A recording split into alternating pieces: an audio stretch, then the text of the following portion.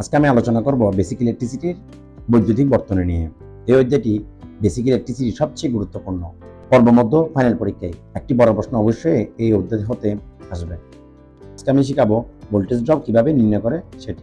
প্রথমে দেখা যাক বর্তনীর 14 ওহম রোধের প্রবাহিত কারেন্ট এবং ভোল্টেজ ড্রপ নির্ণয় করা। 14 ওহমের আমাদেরকে একটি হচ্ছে কারেন্টের মান বের করতে হবে এবং আরেকটি আমাদেরকে ভোল্টেজের মান নির্ণয় করতে হবে।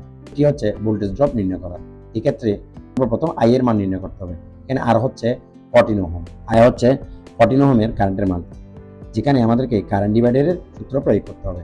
আমরা জানি যে শাখার কারেন্ট নির্ণয় করতে হয় অর্থাৎ সার্কিটের মোট কারেন্ট আমরা জানি 10 অ্যাম্পিয়ার দিতে পারি ইনটু বিপরীত শাখার রেজিস্ট্যান্স।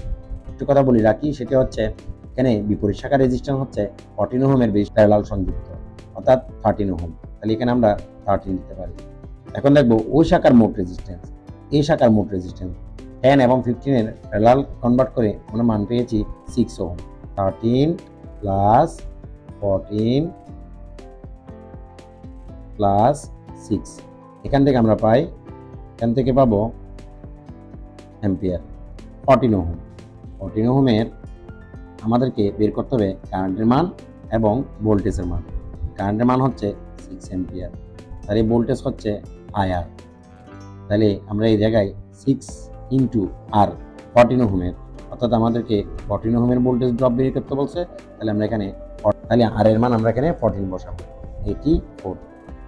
এটি হচ্ছে আমাদের 14 ওহমের ভোল্টেজ ড্রপ। এভাবে এই অধ্যায়ের সার্কিটের প্রতিটি ভোল্টেজ ড্রপ এই নিয়মে করতে পারি।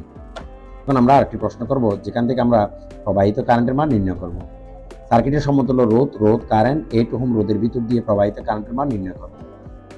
এখন বলা হচ্ছে 8 ওহম রোধের ভিতর দিয়ে, তাহলে এই 8 ওহমের মধ্য দিয়ে কতটুকু পরিমাণ কারেন্ট প্রবাহিত হয়েছে আমাদেরকে নির্ণয় করতে হবে। তখন আমাদেরকে বলা হবে প্রশ্নে ভোল্টেজ ড্রপ বের করতে, তখন আমরা কারেন্ট ডিভাইডারের সূত্র ব্যবহার করব। যখন আমাদেরকে বলা হবে কারেন্টের মান বের করতে, তখন আমরা ভোল্টেজ ডিভাইডারের সূত্র ব্যবহার করব। এক্ষেত্রে আমরা ভোল্টেজ ডিভাইডারের সূত্র ব্যবহার করতে পারি ওই রেজিস্ট্যান্স অর্থাৎ বলা হচ্ছে 8 ওহমকে, তাহলে আমরা এখানে 8 দিতে পারি। মোট ভোল্টেজ হচ্ছে 24, ওই শাখার মোট রেজিস্ট্যান্স শর্ট সার্কিট, এক্ষেত্রে আমরা কোনো রোধের ভ্যালু এখানে পাবো না।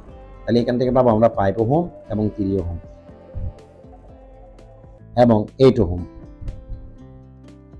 192 আমরা 16 12 ভোল্ট। 8 ওহম রোধের ভোল্টেজের মান নির্ণয় করতে হবে, 8 ওহম রোধের কারেন্টের মান নির্ণয় করতে হবে। ভোল্টেজের মান পেলাম আমরা 12 ভোল্ট এবং কারেন্টের মান, কারেন্ট সমান আমরা জানি বাই আর। এক্ষেত্রে ভোল্টেজের মান আমরা 12 বসাতে পারি 8 ওহম অর্থাৎ 1.5 অ্যাম্পিয়ার। অর্থাৎ এটি হচ্ছে 8 ওহম দিয়ে প্রবাহিত কারেন্টের মান 1.5। এবার এই অধ্যায়ের প্রতিটি সার্কিটের কারেন্টের মান খুব সহজভাবে বের করতে পারি।